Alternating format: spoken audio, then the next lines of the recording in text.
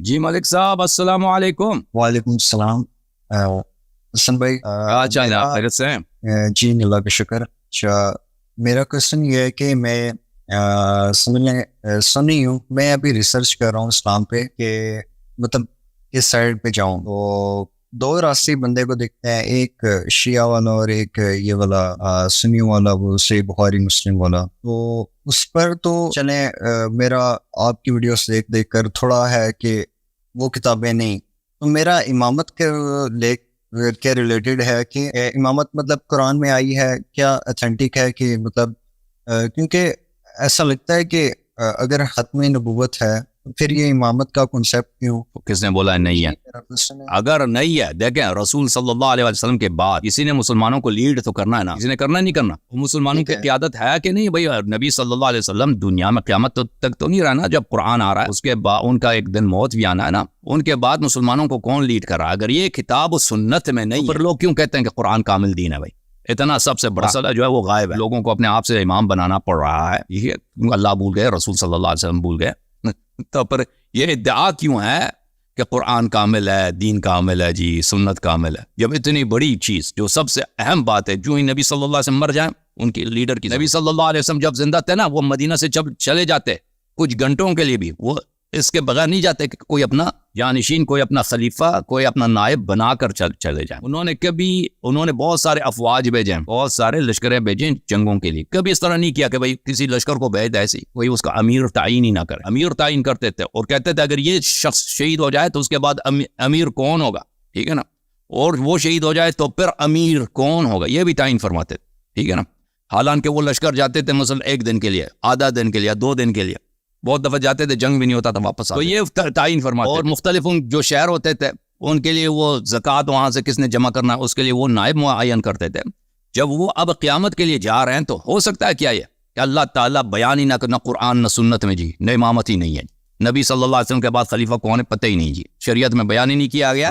تو اس لیے جو ہے صحابہ ابو بکر کو بنائیں گے، پھر ابو بکر عمر کو بنائیں گے. تو یہ جو آپ کو میں بھائی صاحب آپ کو جو یہ سمجھایا جا رہا ہے کہ قرآن میں سنت میں، یہ شیعوں نے بنایا ہے بھائی، یہ کانسیپٹ شیعوں نے بنایا، اللہ اور رسول نے نہیں بولا. پر اللہ اور رسول صلی اللہ علیہ وسلم نے اگر اتنی اہم بات نہیں کی ہے تو پھر اس دین کا فاتحہ پڑھو، دین کا فاتحہ پڑھو. کیونکہ اس طرح خیانت اب غداری اپنے ہی امت سے جب اللہ کر رہا ہے، نبی صلی اللہ علیہ وسلم کر رہے ہیں، تو اللہ ہی نہیں ہے، وہ نبی بھی نبی نہیں. لیکن جب ہم آتے ہیں قرآن مجید کی طرف، قرآن مجید اللہ اور رسول کے علاوہ ایک دوسرے طائفے کی طاعت کا حکم دے رہا ہے، ٹھیک ہے نا. اس طرح نہیں. قرآن امامت کس کو کہتے ہیں؟ وہ جس کی طاعت آپ پر واجب ہے، اس کی طاعت آپ پر واجب ہے، ٹھیک ہے نا بھائی. صرف اللہ اور رسول کی طاعت واجب ہے نہیں، اللہ اور رسول کے بعد ایک ایسا طائفہ ہے اس امت میں جس کی طاعت واجب ہے بنص قرآن. وَأَطِيعُوا اللَّهَ وَأَطِيعُوا الرَّسُولَ وَأُولِي الْأَمْرِ مِنكُمْ. وہی طاعت جو اللہ کے لیے، وہی طاعت جو رسول صلی اللہ علیہ وسلم کے لیے، وہی طاعت اولی الامر کے لیے. اب سوال یہ پیدا ہوتا ہے اولی الامر کون ہے؟ آپ کے علماء سے پوچھیں تو کہتے ہیں یہ یزید ہے، جی وہ یزید جس نے کعبہ جلایا. وہی طاعت جو اللہ اور رسول کے لیے ہے ایک ایسے فاسق شخص کے لیے کہ وہ ہمیں حکم دے رہا ہے کہ جاؤ کعبہ جلا دو، جی میرے فوج میں آ جاؤ، ہم کعبہ جلانے جا رہے ہیں. جس نے مدینے میں آ کر، مدینے میں اس کے فوج واقع حرم ہے اس کی فوج، مسلم ابن عقبہ ایک صحابی تھا، اس کو بہت سارے علماء مصرف ابن عقبہ کہتے ہیں. اس کے کمانڈ میں 3 دن تک وہ مدینہ منورہ میں مہاجرین انصار کے بیٹیوں اور بہوؤں کے ساتھ ریپ کرتے رہے. اب مجھے بتاؤ بھائی، مجھے بتاؤ وہ ہے یا یہ اولی الامر جس کی طاعت اللہ اور رسول کی طرح واجب ہے، یہ ان کی صفات بھی اللہ اور رسول کی طرح ہونی چاہیے، ان کا علم بھی رسول اللہ صلی اللہ علیہ وسلم، ان کی عصمت بھی رسول اللہ صلی اللہ علیہ وسلم کی طرح ہونی چاہیے. تو یہ اولی الامر کون ہے؟ ٹھیک ہے نا، اس کو پہچاننے کی ضرورت ہے. کیا ہو سکتا ہے یہ اولی الامر جو بھی حکم دے دے مان لے؟ ہم خلفاء کے بعد جاتے ہیں، وہ بہت حرام حکم دیتے ہیں، کہتے ہیں آؤ کعبہ جلاتے ہیں. تو یہ اولی الامر جس کی طاعت رسول صلی اللہ علیہ وسلم کی طرح واجب ہے، رسول جو بھی حکم دے دے ان کی طاعت واجب. تو پتہ چلتا ہے کہ ان کو رسول صلی اللہ علیہ وسلم کی طرح ہی معصوم ہونی چاہیے، پاک ہونی چاہیے ہر خطا اور ہر غلطی سے. وہ کون ہے؟ قرآن خود بتاتا ہے، آپ کو بتا دیتا ہے کہ وہ کون ہے جو ہر خطا سے، ہر غلطی سے، ہر قسم کی پلیدی سے پاک ہے. قرآن نے فرمایا انما یرید اللہ لیذھب عنکم الرجس اہل البیت ویطہرکم تطہیرا. اللہ کا اپنا ارادہ ہے کہ اللہ خود نہ کہ لوگوں کے محنت سے نہیں، آپ کی اپنی محنت، اللہ نے خود آپ کو ہر قسم کی رجس ناپاکی سے پاک کیا ہے اور آپ کو نہایت ہی پاک، جتنا آپ تصور کر سکتے ہیں ان سے بھی زیادہ پاک و پاکیزہ بنایا. یہ کون ہے؟ اہل بیت طاہرین علیہم السلام، ٹھیک ہے نا بھائی. یہ مختصر. اچھا لیکن مطلب جس طرح آپ نے کہا وہ یہ والی آیت پیش کی ہے وہ اولی الامر، تو مطلب یہ اولی الامر کون ہے؟ یہ ہم کہاں سے ڈھونڈیں گے؟ یا میں نے بھی بتا دیا نا، میں فارسی میں ہمارے بات کی، اردو میں بات کی ہے نا. جس کی طاعت رسول صلی اللہ علیہ وسلم، آپ سن لیں دوبارہ، جس کی طاعت رسول اللہ صلی اللہ علیہ وسلم کی طرح واجب ہے، ان کو رسول کا ہر حکم واجب ہے. اس طرح نہیں ہے کہ رسول اللہ صلی اللہ علیہ وسلم کہہ دیں کہ بھائی تم یہ کام کرو، تم آگے سے کہہ دیں پیغمبر غلطی کر رہے ہیں. کہہ سکتے ہو بھائی کوئی کہہ سکتا ہے؟ نہیں.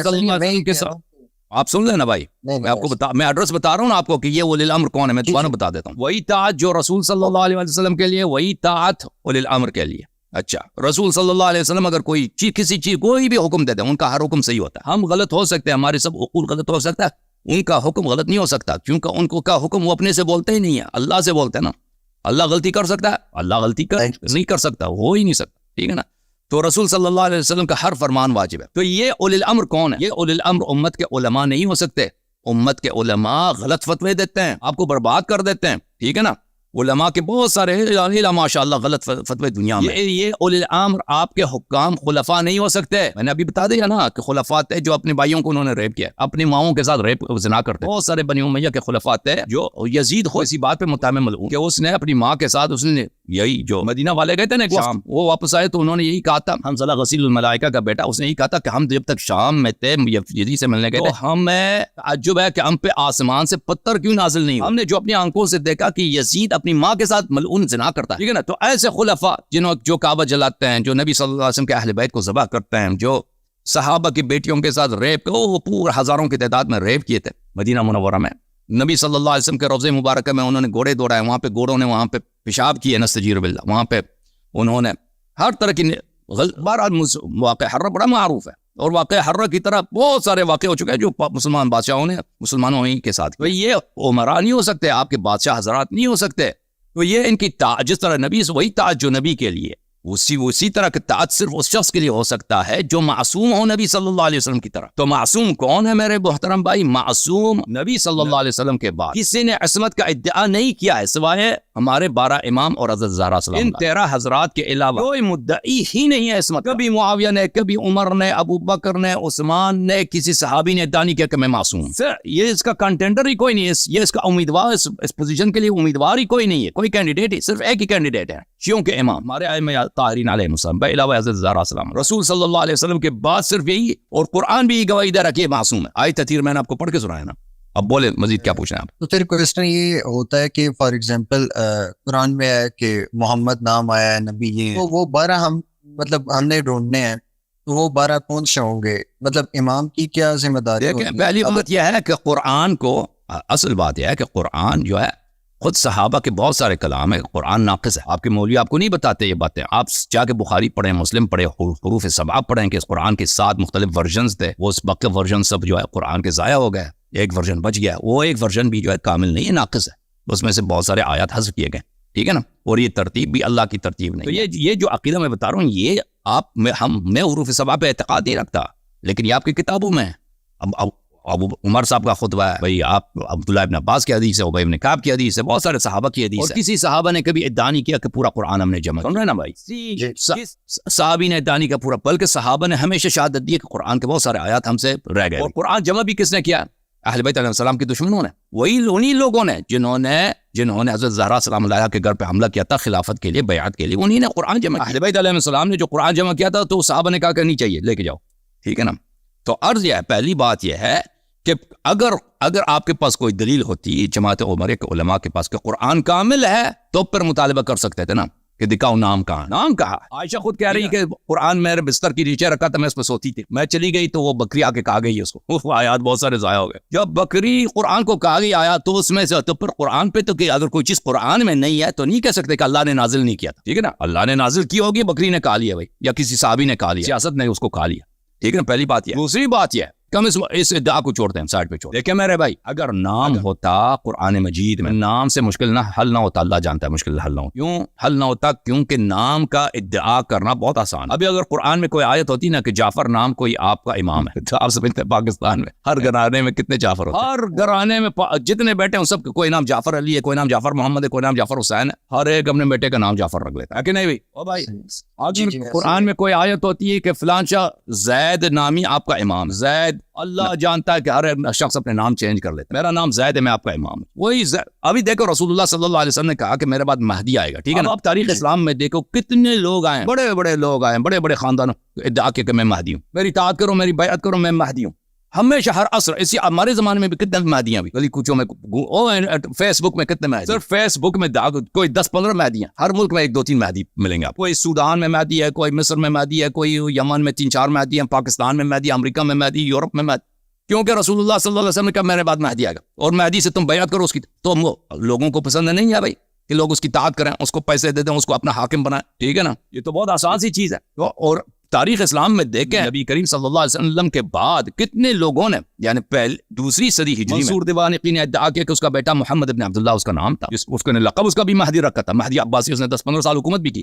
وہ منصور نے مشہور کرایا کہ یہ مہدی ہے. عبداللہ ابن الحسن المثنی, اس کا بیٹے کا نام محمد تھا, اس نے معروف کرا دیا کہ بھئی میرا بیٹا جو ہے یہی مہدی یہی ہے. خوبصورت بھی تھا, فصیح بلیغ بھی تھا, فراڈی بھی تھا. تو اس زمانے سے لے کر آج تک کتنے مہدی آئے ہیں. اور پھر ہمارے شیعوں کے درمیان بھائی, کیونکہ کوئی فراڈی مہدی بن نہیں سکتا, کیونکہ مہدی کو اور زبان آنا چاہیے. مہدی جو ہے اس کو کسی سوال کا جواب اس طرح نہیں, اسے سوال کریں وہ کہتا ہے مجھے نہیں آتا, ٹھیک ہے نا. پنجابی آنی چاہیے, پشتو آنی چاہیے, انگلش آنی چاہیے, فرینچ آنی چاہیے. یہ تو ایسا نسخہ ہے کہ اس کا نقلی بن ہی نہیں سکتا. نام رکھنے سے میرے بھائی یہ کوئی مشکل نہ ہو. اگر آپ سمجھتے ہیں نا کہ نام ہوتا قرآن مجید میں, تو اللہ کی قسم اس سے نزاع زیادہ پڑ جائے. کیونکہ بہت سارے لوگ آتے ہیں, نام رکھ لیتے, اپنے نام اپنا چینج کر لیتے. قرآن نے آپ کو اوصاف بتا دیا نا, صفات بتا دی ہے. وہ جس کی اطاعت آپ نے کرنی ہے وہ رسول صلی اللہ علیہ وسلم کی طرح ہوگا. وہ کبھی جھوٹ نہیں بولے گا, کبھی خطا نہیں بولے گا. اور یہ دیکھو میرے بھائی, یہ کوئی عصمت کا کوئی مدعی نہیں ہے امت. کوئی شخص صحابہ کے سے لے کر آج تک علماء گزرے ہیں, صوفیاء گزرے ہیں, بہت سارے کرامات وغیرہ کا ادعا کرتے ہیں, لیکن عصمت کا ادعا کوئی نہیں کرتا سوائے کون کے, 12 امام کے اور حضرت زہرا. 12 امام پلس حضرت زہرا پلس رسول اللہ صلی اللہ علیہ وسلم. عصمت کے مدعی صرف یہ, اور قرآن بھی شہادت دی ہے کہ معصوم ہے. جی میرے بھائی بول.